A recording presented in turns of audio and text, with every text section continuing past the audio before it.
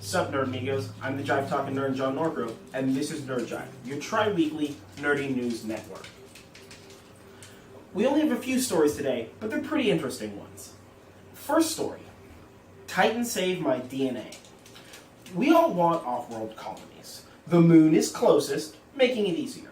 Mars would be awesome. It's another planet, and we can harvest water from its polar ice caps. But Scientific America recently said, forget those lame destinations and shoot for Titan, Saturn's largest moon. One of the biggest problems with extraplanetary colonies is radiation, both solar and cosmic. Right? The damaging effects of this radiation can cause cancer and disease, as well as recent studies have shown that they can cause mental health problems with prolonged exposure. On Earth, we're protected from these damaging cosmic rays and solar radiation by our atmosphere and our magnetosphere. The moon, however, has a very thin atmosphere and provides virtually no protection. You would need to bury a colony 4 meters deep for protection. Mars, having a slightly thicker atmosphere, would only need a colony buried 2.7 meters deep. But this is where Titan shines. Titan's atmosphere is 50% thicker than our own, and made of mostly nitrogen. To quote Scientific America, it's cold on Titan, at negative 180 degrees centigrade, negative 291 Fahrenheit. But thanks to its thick atmosphere, residents wouldn't need pressure suits, just warm clothing and respirators. Housing could be made of plastic produced from the unlimited resources harvested on the surface, and could consist of domes inflated by warm oxygen and nitrogen. The ease of construction would allow for huge indoor spaces.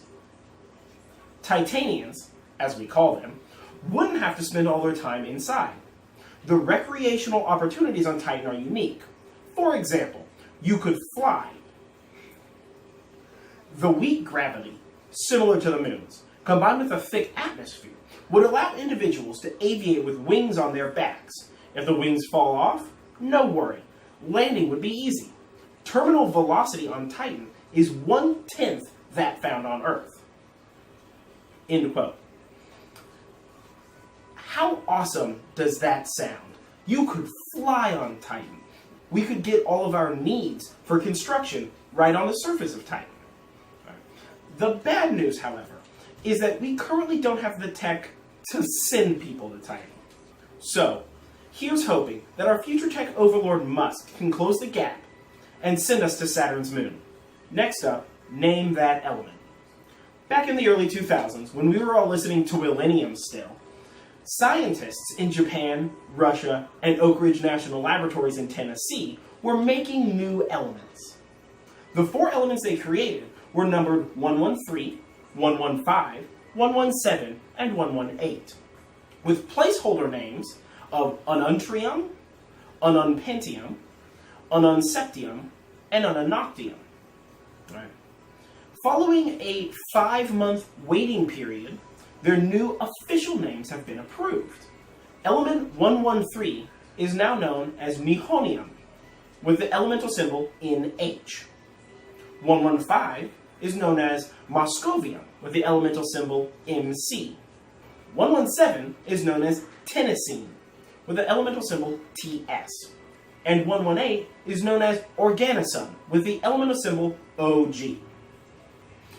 These new elements, discovered in the early 2000s, are incredibly large and have very small lifespans, only under perfect laboratory conditions. But humanity creating new elements like this can open up many doors in science. Here's hoping those scientists develop more elements in the future. Last story of the day, Project Blue. I want to speak of a Kickstarter project I recently discovered called Project Blue. Its goal is to take the first images of an Earth-like body outside of our solar system. Their target system is Alpha Centauri, it being 4.37 light years away.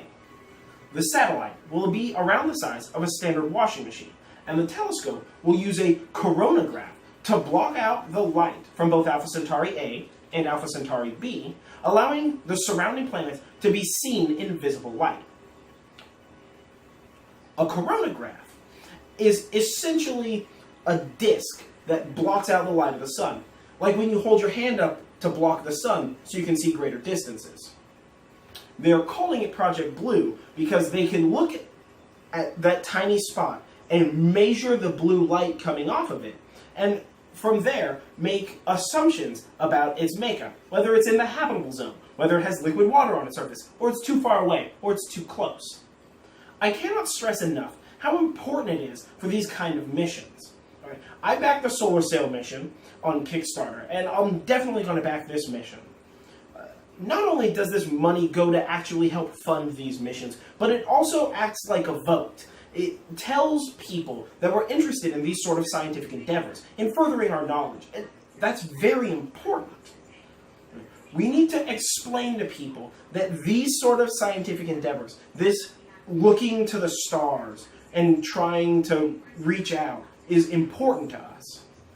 If you can, I'm asking you to donate. I'll link it in the video description below. Alright? Let's together try to bring about those fantastical spacefaring futures past generations dreamed of. Don't forget to like and subscribe. I'm John Norgrove. This has been Nerd Jive. Stay nerdy.